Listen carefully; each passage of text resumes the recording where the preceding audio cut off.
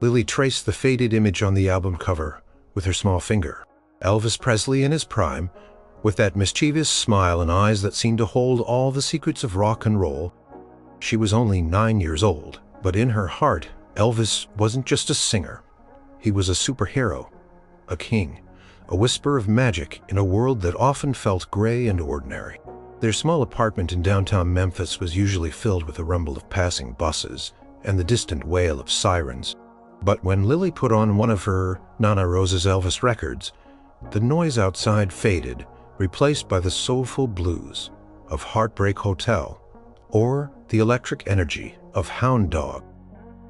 It was her escape, her secret world, a place where dreams felt real even if just for a few minutes. Lily lived with her grandmother, Nana Rose. Her mom worked long hours and wasn't always around. And her dad, well, her dad hadn't been around for a long time. Nana Rose was her steady rock, her anchor. Nana Rose understood Lily's obsession with Elvis. She'd seen him perform way back when, in his early days, and she often told Lily stories about the frenzy of his concerts, the way he moved, the way he looked at the crowd like each person was the only one in the room. "He just had this way about him, honey," Nana Rose would say, stirring a pot of simmering collard greens, like he knew your deepest wishes and was going to grant them with a song. Lily loved those stories. She spent hours listening to Elvis records, singing along, dancing around the cramped living room until she was dizzy. She'd pretend the worn carpet was a grand stage, and her teddy bear, Bartholomew, was the screaming crowd.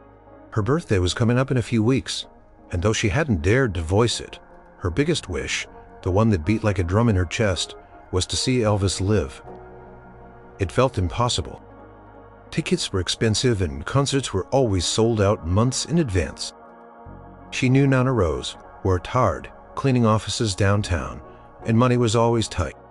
One crisp autumn evening, after a long day at school, Lily found Nana Rose sitting at the kitchen table. A mysterious envelope clutched in her hand. Nana's face was usually a rodent of kind wrinkles, but tonight there was a sparkle in her eyes Lily hadn't seen in a long time. "Come here, sweet pea," Nana Rose said, her voice a little shaky with excitement. Lily walked over, her heart doing a tiny flutter kick.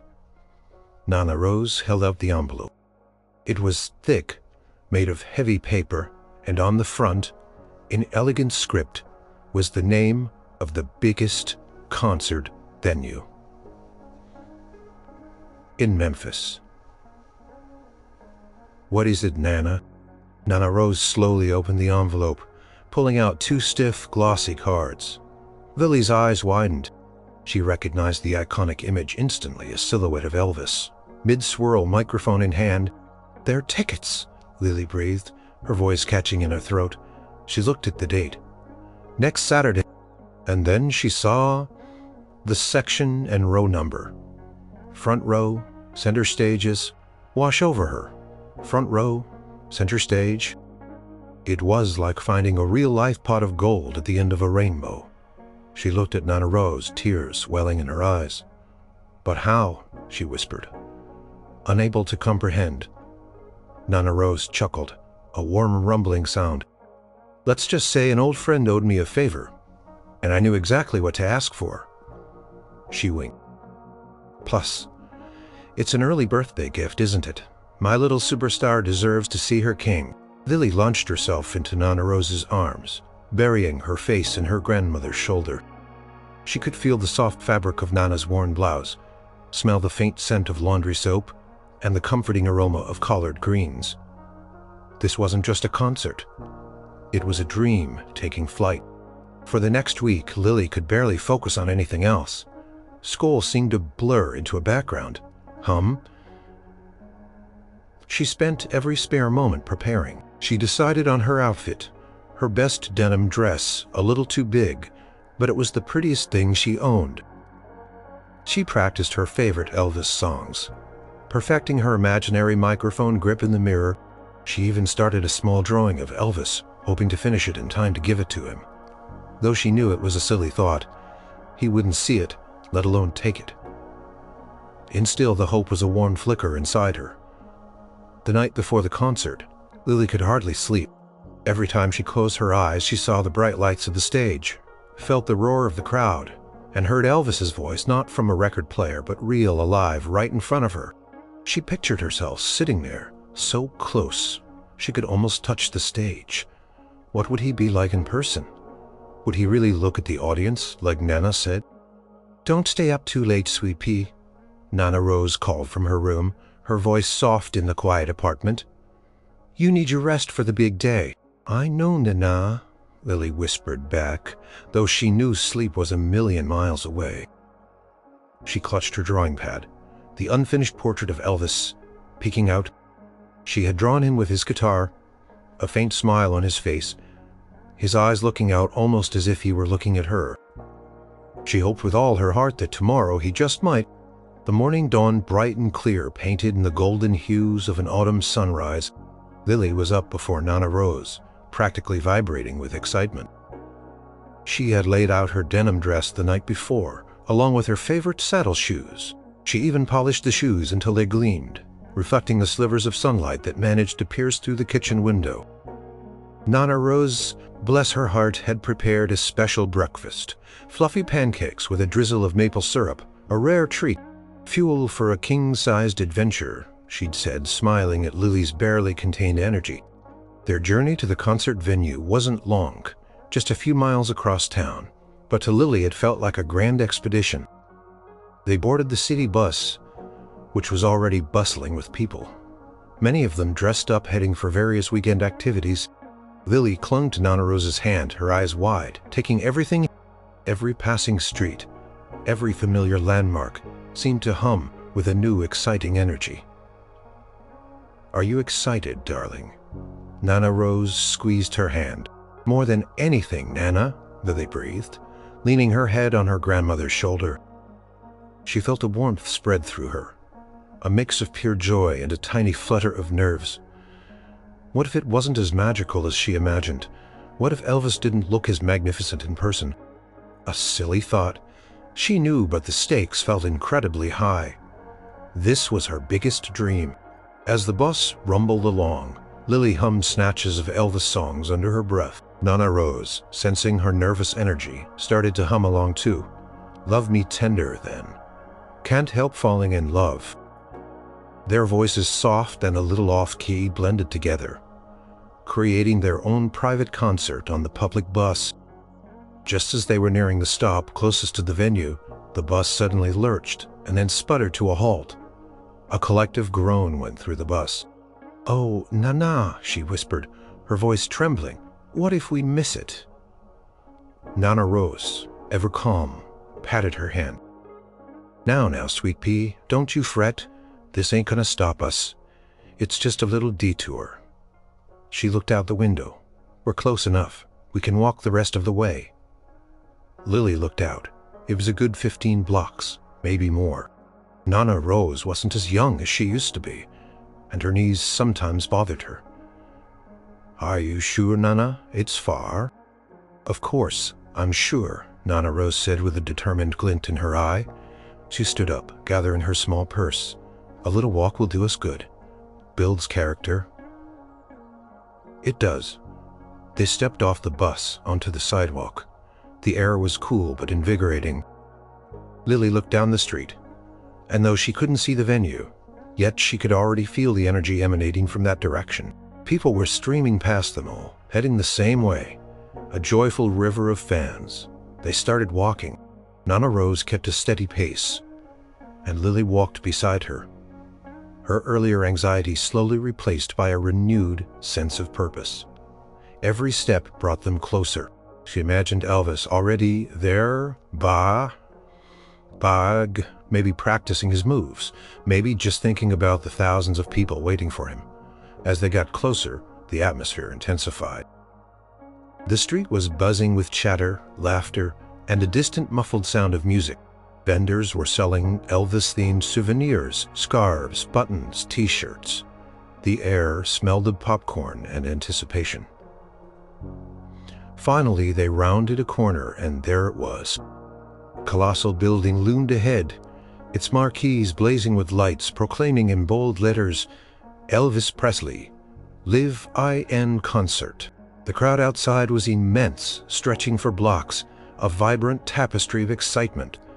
Lily gasped. It was even grander, even more overwhelming than she had ever imagined. The sheer scale of it, the energy radiating from the building, was almost dizzying. She felt a lump form in her throat, a mixture of awe and wonder. "We made it, Nana," she whispered, her voice full of emotion. Nana Rose smiled a deep, contented smile. "We certainly did, honey. Now let's go find our seats, shall we? Our king awaits." She squeezed Lily's hand again, and together they stepped into the roaring tide of fans, ready to be swept away by the magic. Stepping inside the grand lobby of the concert hall was like entering another world. The air hummed with a palpable energy, a collective buzz of thousands of fans eagerly awaiting their idol. Lights twinkled, reflecting off polished floors, and the murmur of excited voices filled the vast space. Lily clutched Nana Rose's hand tighter, her eyes wide with wonder. She'd never seen so many people in one place, all united by a single electrifying anticipation. "Hold on tight, sweet pea," Nana Rose advised, navigating them through the throng. They joined a line leading to the entrance to Anticipation Building with every shuffle forward. Lily looked around, taking in the sights: women with towering beehive hairdos, men in slicked-back pompadours, teenagers with their parents, and even a few older folks, all radiating the same eager excitement. Finally, they reached the ticket taker who, after a quick scan of their tickets, pointed them towards an aisle. "Right this way, ladies, front row, center stage. You've got yourselves some prime seats." Lily's heart pounded a frantic rhythm against her ribs. Front row, center stage. It still felt too good to be true. As they walked down the aisle, the stage grew larger and larger, dominating her vision. It was massive, adorned with shimmering curtains and an array of lights that promised a spectacular show. Microphones stood waiting, slender and gleaming, like sentinels guarding a sacred space. When they reached their seats, Lily felt a gasp escape her lips. They were so close, so incredibly, unbelievably close. She could practically reach out and touch the edge of the stage. The detail was astounding. She could see the subtle scuff marks on the stage floor, the intricate patterns on the speaker grills. It wasn't just a stage, it was almost like a living, breathing entity waiting to explode into life.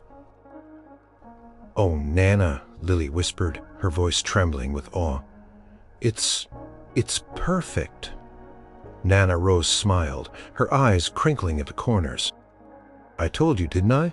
The best seats in the house for the best girl in the house." She helped Lily settle into her plush seat. Lily sat down, but her gaze was fixed on the stage. She imagined Elvis stepping onto it, his powerful presence filling every inch of the hall. What would he be wearing? Would he smile that famous smile? Would he acknowledge the crowd? Her mind raced with possibilities. She pulled a small, carefully folded drawing from her purse. It was the portrait of Elvis she had been working on all week. It wasn't perfect. His eyes were a little lopsided, and his hair was more of a messy swirl than his iconic pompadour. But she had put all her love and effort into it. She had even written a small message on the back: "Happy 9th birthday, Lily, from your biggest fan." She wasn't planning on giving it to him. Not really. It was just a wish, a silent gesture. But holding it made her feel a little closer, a little braver. Lily also had a small homemade sign tucked away. It was a simple piece of cardboard painted in bright, childlike colors. On it, she had carefully written, "Happy birthday, Lily," and added a small drawing of a musical note and a heart. Nana Rose had helped her make it, suggesting it might catch his eye if Lily wanted to try and say hello. Lily felt a blush rise on her cheeks at the thought. To hold it up, what if he saw it? What if he didn't? As the hall continued to fill, the chatter grew louder, interspersed with excited squeals and laughter. The air was thick with anticipation. Lily could hear the orchestra warming up, paged, the discordant sounds of instruments tuning like a flock of birds preparing for flight. Suddenly, the house lights dimmed. A collective gasp rippled through the crowd. followed by an immediate surge of deafening screams. Lily felt a jolt go through her, a mixture of fear and pure elation. This was it. A spotlight hit the stage, bathing it in a brilliant, pure white light. The orchestra launched into a dramatic, soaring overture, each note a declaration of grandeur. The music swelled, building in intensity, reaching a crescendo that vibrated through the floor and up into Lily's very bones. Curtains, which had been drawn tight, slowly began to part, revealing a shimmering backdrop. The screaming intensified a wave of sound that threatened to overwhelm Lily. She instinctively squeezed Nana Rose's hand, her knuckles white. And then, as the last triumphant note of the overture hung in the air, a figure emerged from the side of the stage, tall, confident, and radiating an almost unearthly charisma. It was him, Elvis. He stepped into the spotlight, his iconic sequin jumpsuit shimmering under the lights like a second skin. He paused for a moment, simply standing there, letting the roar of the crowd wash over him, absorbing their adoration. His smile was dazzling, a genuine, joyful expression that seemed to embrace every single person in the hall. Lily felt tears spring to her eyes. He was even more magnificent than she had imagined. This wasn't just a voice from a record. This was the king standing right in front of her. Her dream was finally, truly real. The roar of the crowd was like nothing Lily had ever experienced. It was a living, breathing entity, a tidal wave of adoration that crashed against the stage and reverberated through every fiber of the concert hall. Lily wasn't screaming. She couldn't. She was too stunned, too overwhelmed, too utterly captivated. She simply stared, wide-eyed, a silent prayer of gratitude forming in her heart. Elvis stood there for a moment, letting the wave of sound wash over him. He surveyed the crowd, his gaze moving across the faces acknowledging their presence. He looked so incredibly cool, so confident, so utterly at ease under the blinding lights. His hair was perfectly coiffed, his legendary jumpsuit sparkling with every tiny movement. He truly looked like a king standing on his throne. Then, with a casual flick of his wrist, he grabbed the microphone from its stand. The band, already poised, launched into the familiar, electrifying opening chords of C.C. Rider. The energy in the hall immediately skyrocketed. Elvis moved a swift, fluid motion, hips swaying, legs bending, his voice filling the hall with that rich, powerful baritone that was unmistakably his. Lily felt like her heart might explode with joy. He was singing. Right there, in front of her. She knew every word, every nuance of the song. But hearing it live, feeling the bass drum thudding in her chest, seeing Elvis's raw energy, up close, it was a completely different experience. He moved across the stage with an effortless grace, sometimes making eye contact with members of the audience, sometimes throwing a scarf into the screaming masses. Lily watched, mesmerized. She wanted to scream, to shout, to let him know how much he meant to her, but her throat felt tight with emotion. During a pause between songs, as the applause still thundered, Elvis approached the edge of the stage. Leaning down to shake hands with a few lucky fans, a woman to Lily's left shrieked with delight as he brushed past her. Lily, still holding her small, homemade sign tucked under her seat, felt a surge of hope. Could he possibly notice her? She thought about holding up her "Happy Birthday, Lily" sign, but her hands felt shaky and a sudden wave of shyness washed over her. She was just one small girl in a sea of thousands. What made her think he'd pick her out? Elvis continued his performance, moving ponking from one hit to the next, Burning Love, Suspicious Minds, Jailhouse Rock. Each song was a masterclass in showmanship, each note hitting Lily with a fresh wave of exhilaration. She found herself swaying, mouthing the words, her eyes never leaving him. At one point, during a particularly energetic guitar solo, Elvis strutted towards the very edge of the stage. Almost directly in front of Lily, he paused, his gaze sweeping over the first few rows. For a fleeting second, his eyes seemed to land on her. Lily froze, her breath caught in her throat. Or was it just her imagination wishing it so hard it felt real? He gave a quick, almost imperceptible nod, then turned and launched back into the song, his movements a blur of energy. Lily wasn't sure if it was meant for her, or just a general acknowledgement of the front row, but a tiny spark of hope ignited. Within her, maybe, just maybe, he'd seen her. She looked at Nana Rose, who was beaming, swaying gently to the music. Nana Rose caught her eye and gave her a reassuring squeeze of the hand as if to say, "Don't give up hope."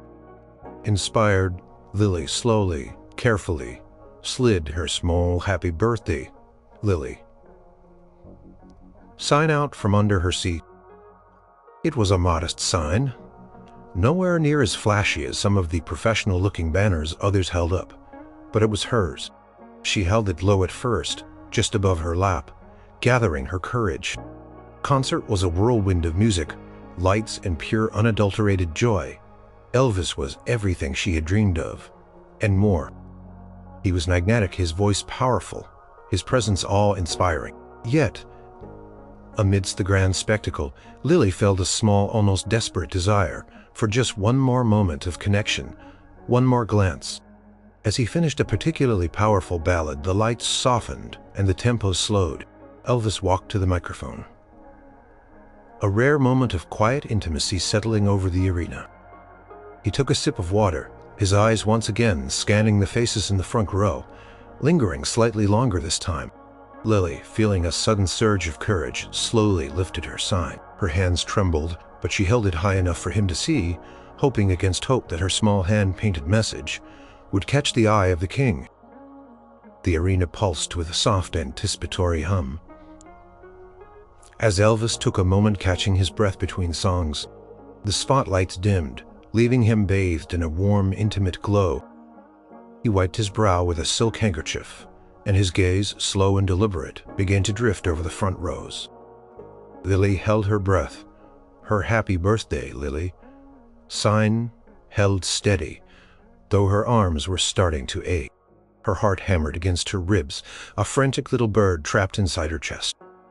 She watched his eyes move past the screaming fans, past the outstretched hands clutching scarves and flowers. He was looking for something or someone, and then his gaze paused. It stopped, not just generally in her direction, but directly, unmistakably on her. Lily's breath hit. His eyes, even from this distance, seemed to pierce through the noise in the crowd, landing squarely on her small face, and then briefly on her sign. A flicker of something crossed his features. Recognition, curiosity. A tiny, almost imperceptible smile played on his lips. He didn't stop singing, didn't say anything, but the connection, however fleeting, was there. It felt like a secret message just for her. Lily felt a blush creep up her neck, her cheeks flushing hot. Had he really seen her? The thought was almost too big to hold. She risked a glance at Nana Rose, who was smiling, tears glistening in her eyes, not from sadness, but from pure, overflowing joy. Nana Rose gave her a small nod, a silent encouragement. Elvis then shifted his weight, took another sip of water, and began the opening notes of "Love Me Tender." His voice, now softer, more vulnerable, filled the hall, casting a spell over the audience. It was a moment of pure magic, a stark contrast to the explosive energy of his earlier songs. As he sang, he subtly moved closer to Lily's side of the stage. He didn't make direct eye contact again, but his presence was so much more pronounced now. Lily felt like she was living in a dream. Every note was for her. Every word, a whispered secret. The world outside their little bubble of front row seats faded away. During the bridge of the song, as the melody swelled, Elvis's eyes once again found hers. This time, there was no doubt, his gaze held hers for a few precious seconds. And then he did something that made Lily's breath catch again. He gave a slight, almost imperceptible tilt of his head, a gesture that was both kind and knowing. It was as if he was acknowledging her, confirming that he had seen her sign her hope, her quiet adoration. Lily felt tears well up again, but these were tears of overwhelming happiness. It wasn't just a concert anymore, it was something personal, something intimate. The king, her king, had seen her. He had acknowledged her. As the song ended, the applause was thunderous, but Lily barely heard it. She was still wrapped in the lingering warmth of that brief, silent exchange. Elvis thanked the crowd, then moved to the center of the stage ready for the next number. But before the band could strike up another tune, Elvis held up a hand, a gesture that immediately quieted the roar. The musicians paused, waiting. The audience, sensing something unusual, quieted too, a wave of curiosity rippling through the hall. Elvis stepped closer to the microphone, a thoughtful expression on his face. He looked out at the audience, and then his eyes drifted back towards Lily's section. He seemed to be searching for something, confirming something. Lily held her breath, her sign still clutched in her hand, though she had lowered it slightly. He leaned in towards the microphone, and his voice, usually booming, was now a low conversational tone, amplified throughout the venue. "Folks," he began, "I just gotta say you are one incredible audience tonight." The crowd cheered. "But you know," he continued, a slight smile playing on his lips, "I think we've got a very special guest in the house tonight." A ripple of murmurs went through the crowd. Who is he talking about? A celebrity? Another musician? Elvis's eyes, full of warmth, landed squarely on Lily, pointed, not with a dramatic flourish, but with a gentle, inviting gesture. "Right here in the front row," he said, his voice carrying through the speakers, "we've got a young lady who's celebrating something pretty special." Lily felt her blood run cold, then hot. He was pointing at her. Her? She wanted to disappear into her seat, but at the same time, a powerful surge of excitement rooted her to the spot. Nana Rose put an arm around her, giving her a reassuring squeeze. Elvis smiled directly at Lily, a genuine, heartwarming smile that banished all her fear.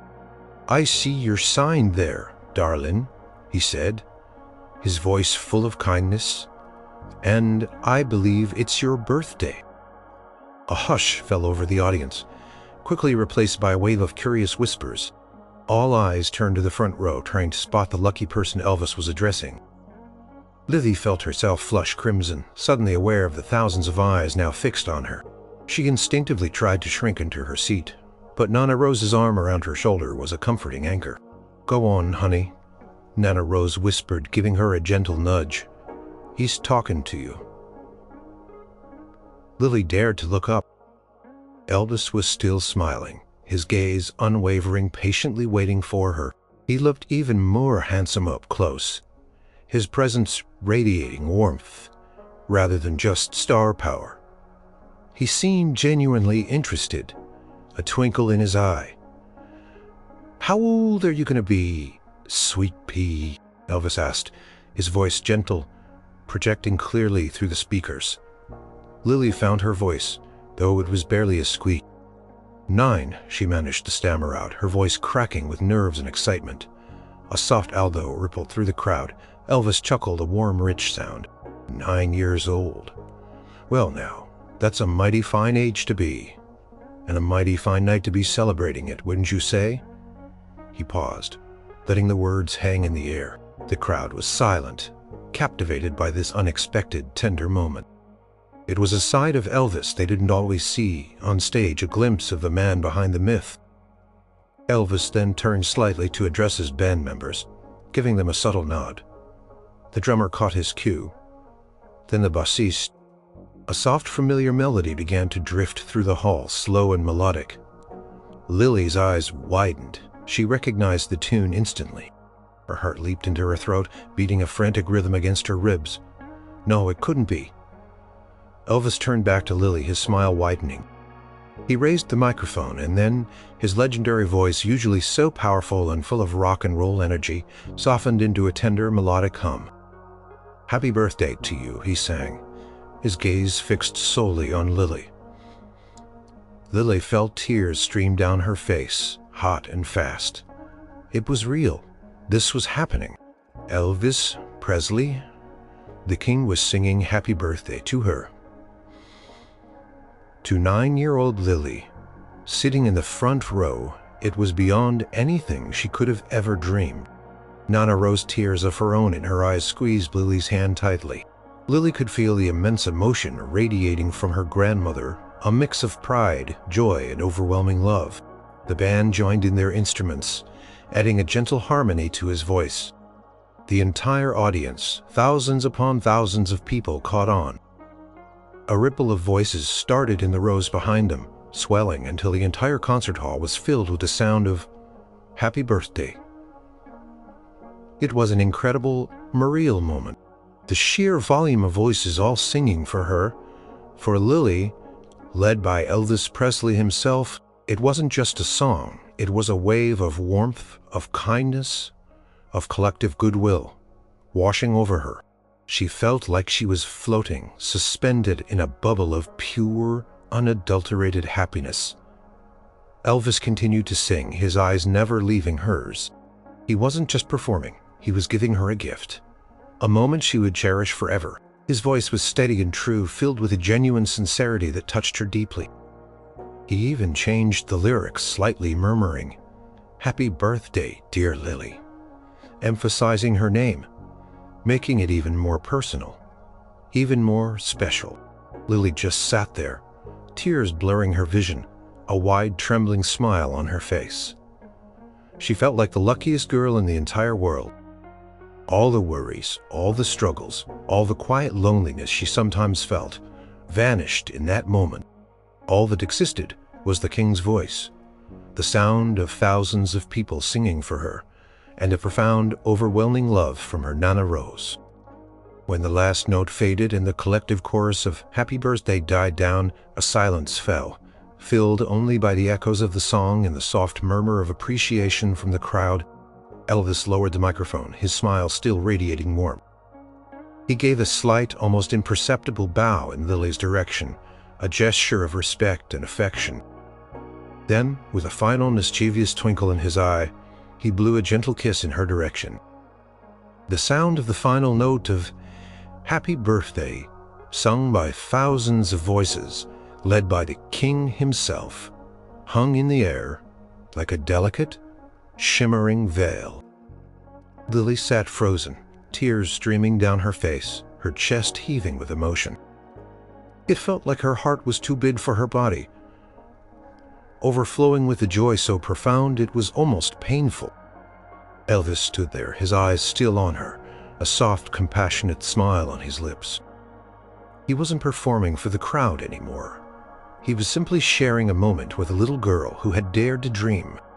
He blew that gentle kiss, and Lily felt it not physically but deep within her soul, a warm, comforting embrace. Then slowly he reached down to the edge of the stage. A stagehand quickly approached him, carrying a stack of silk scarves. Elvis picked one, a beautiful white one adorned with shimmering gold fringe still warm from his neck. With a flick of his wrist, he tossed it gently towards Lily.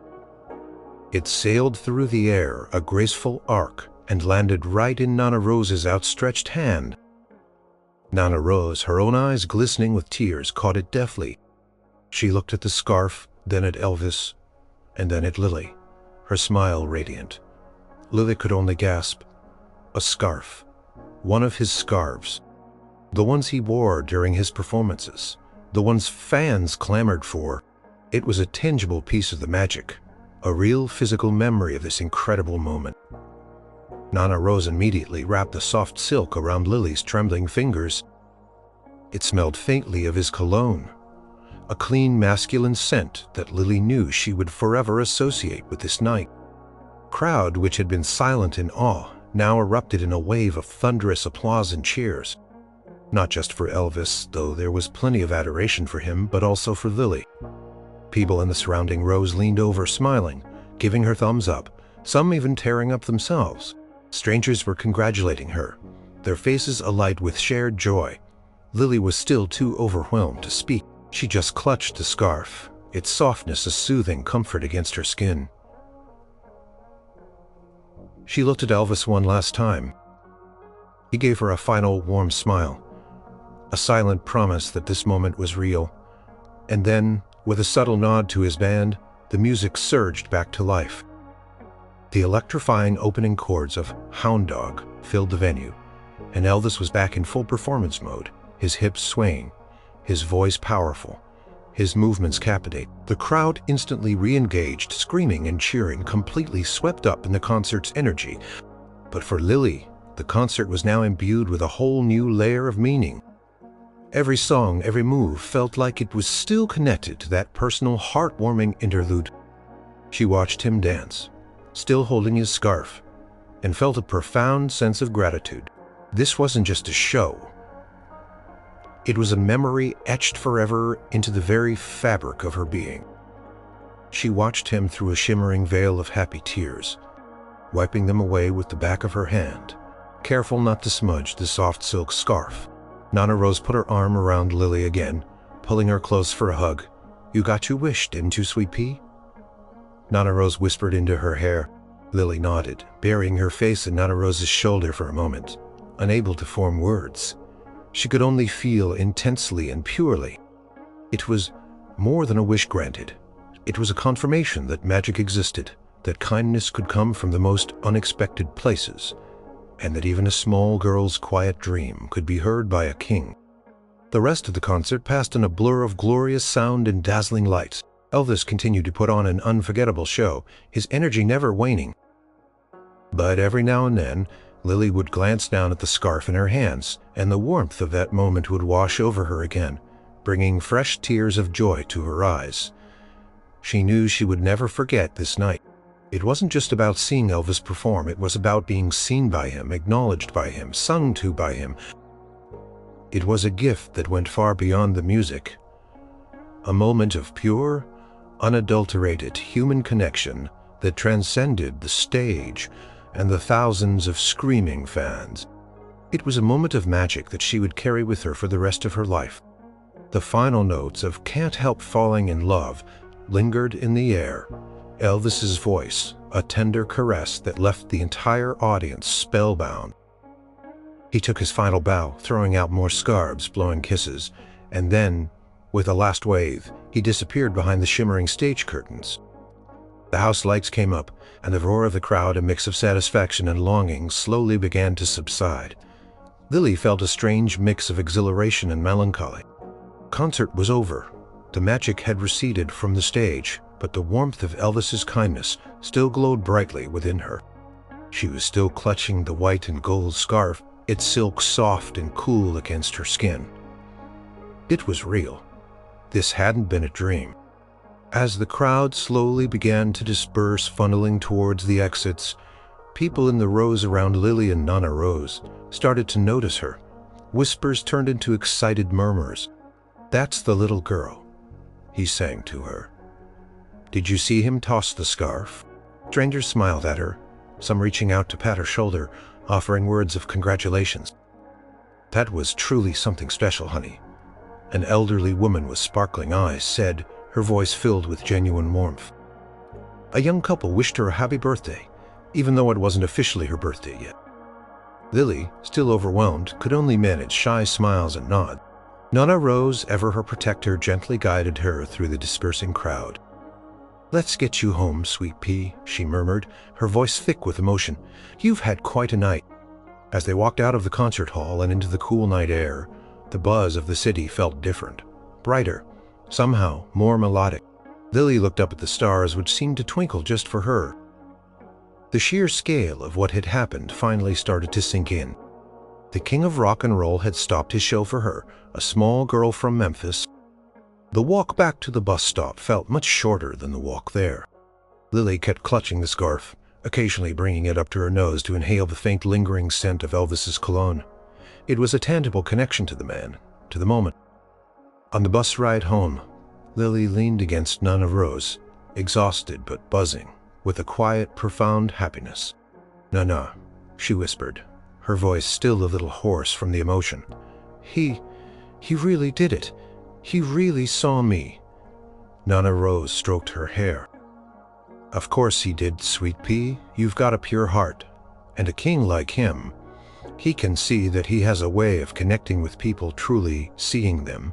And the scarf," Lily lifted it, marveling at its softness and the delicate gold fringe. "He gave me his scarf." "A gift from a king," Nana Rose said, her voice full of tenderness. "A moment you'll never forget, will you?" Never, Lily breathed. Ever. When they finally got back to their quiet apartment, Lily didn't want to go to sleep. She wanted to relive every second of the evening. She carefully folded the scarf and placed it on her bedside table, right next to her alarm clock. It was the first thing she would see when she woke up. Nana Rose tucked her into bed, humming a gentle lullaby. Lily closed her eyes, and instead of the usual apartment sounds, she heard Elvis's voice singing "Happy Birthday," clear and strong, echoing in her memory. She saw his kind eyes, his warm smile, the gentle toss of the scarf. This moment, this gift, was more than just a fleeting interaction with a celebrity. It was a profound act of kindness that had touched her heart in a way nothing else ever had. In that single act, Elvis Presley hadn't just sung a song. He had made a lonely little girl feel seen, valued, and incredibly special. He had reminded her that dreams, even the most impossible ones, could sometimes come true. She knew that no matter what challenges life threw her way, she would always have this memory, this extraordinary moment when a king had paused his reign just for her. It was a gift that would continue to give a beacon of hope and warmth that would light her path for years to come. With that comforting thought, Lily finally drifted off to sleep, a happy, contented smile on her face. The sound of "Happy Birthday" still echoing softly in her dreams. The morning after the concert, Lily woke up with a feeling she'd never experienced before. It wasn't just the memory of the night, vivid and sparkling. It was a lingering sense of magic, as if the world itself had shifted on its axis, just for her. The sun seemed brighter, the air fresher, and even the usual rumble of the city outside her window sounded like a distant, cheerful hum. The first thing she did was reach for the white and gold scarf on her bedside table. She held it close, its softness a comforting weight in her hands. The faint scent of Elvis's cologne was still there, a tangible link to the king and the incredible moment. It wasn't just a souvenir. It was a piece of pure distilled joy. Nana Rose, finding Lily already up and gazing at the scarf, brought her a cup of warm milk. "Still got that magic feeling, sweet pea?" she asked, her voice gentle. Lily nodded, a wide, dreamy smile on her face. "It was like a dream, Nana, but it was real. He really sang to me." Nana Rose sat beside her, wrapping an arm around her. "It was very real, darling, and very special. You know, people always talk about Elvis's talent, his music, his looks, but he also had a heart of gold. He cared about his fans. He saw people." Lily thought about that. She remembered his eyes, how they had lingered on her, how genuine his smile had been. It wasn't just a performance for him. It had been a moment of true human connection. That was what made it so powerful, so unforgettable. News of the event, though not a national sensation, certainly made its rounds locally. The next day, the local Memphis newspaper ran a small article on an inside page, titled, "King Pauses Show for Birthday Girl." There was a blurry photograph taken from a distance showing Elvis on stage pointing towards the front row and a tiny figure in the audience. Lily and Nana Rose were just specks, but it was enough. It was proof. At school that week, a few kids who had been at the concert recognized her. Whispers followed her in the hallways, curious glances. "That's the girl Elvis sang to." Lily, usually shy, found a new confidence blooming within her. She didn't boast or brag, but she carried herself with a quiet dignity, knowing she had been part of something truly extraordinary. Her teacher, Mrs. Davison, even asked her to share the story with the class during show and tell. Lily, usually nervous speaking in front of everyone, found the words flowing easily. She described the lights, the music, the roar of the crowd, and then the hush, Elvis's voice, and the sound of thousands of people singing "Happy Birthday" to her. She even brought the scarf, passing it around carefully so everyone could feel its softness. Her classmates listened, captivated, their eyes wide with awe. The memory of that night became a guiding light for Lily. When things felt tough, when she felt lonely, or when schoolwork seemed overwhelming, She would close her eyes and remember Elvis's kind smile, his voice, and the warmth of that shared moment. It gave her strength, a quiet resilience she hadn't known. She kept the scarf in a special box, tucked away safely. But she often took it out just to hold it, to remember. It wasn't just a souvenir from a concert. It was a symbol of hope, a reminder that unexpected kindness existed, that dreams could come true, and that even a king could stop his world for one small girl. Her love for Elvis only deepened. She continued to listen to his records, but now each song was imbued with a richer meaning. She understood his music, not just as entertainment, but as an expression of joy, of sorrow, of hope, and of a profound connection to the human spirit. The aftermath of that single magical moment rippled through her life, subtly but powerfully. It taught her the value of kindness, the beauty of unexpected generosity, and the lasting power of a truly heartwarming gesture. It showed her that even the biggest stars could be remarkably human, and that human connection, however brief, could leave an indelible mark on a heart. Lily carried that lesson with her, a silent promise to herself to always look for the good in people, to always believe in the possibility of magic, and to always remember the night a king stopped his show just for her. Years passed, flowing like a gentle river. Lily grew from a shy, music-loving girl into a confident, compassionate young woman. The apartment she shared with Nana Rose remained her home, but her world expanded, shaped by the quiet power of that unforgettable night. The white and gold scarf, carefully preserved, still rested in its special box, a cherished relic. It wasn't something she showed off often. Its value was far too personal, too profound for casual display. But sometimes, on a quiet evening, she would take it out, hold its soft silk, and let the memories wash over her. Lily never forgot the feeling of pure joy and profound connection she experienced when Elvis sang "Happy Birthday" to her. That moment, brief as it was, had etched itself onto her soul, becoming a cornerstone of her character. It had shown her that kindness could transform lives, that generosity could be a beacon in the dark, and that true magic lay in genuine human connection. She pursued her love for music, not as a performer, but as a listener, a scholar.